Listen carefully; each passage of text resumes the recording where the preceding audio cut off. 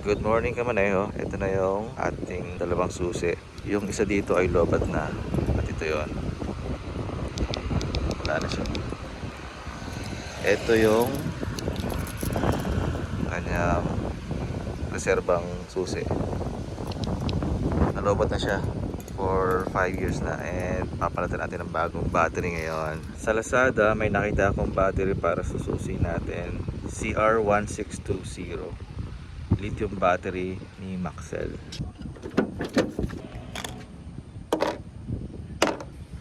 Meron siyang maliit na screw dito. Buksan natin.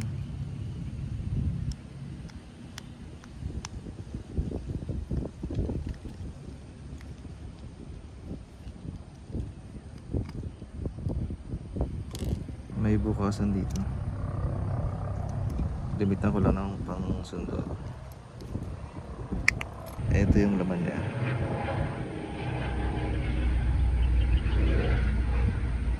Madumi na. Ito yung battery niya.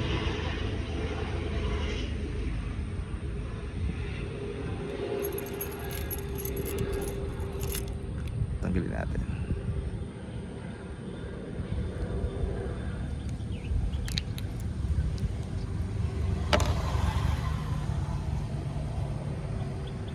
Yung number niya is CR1620. Papalitan na natin.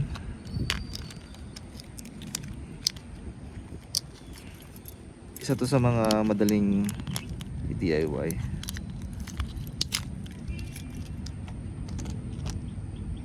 So nasa likod yung kanyang logo.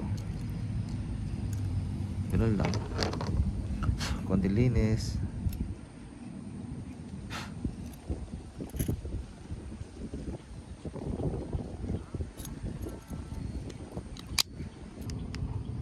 Ayun. Success. Order sa Lazada, tapos DIY, napakadali lang sa mga nalobat na yung battery. Ingat, thank you.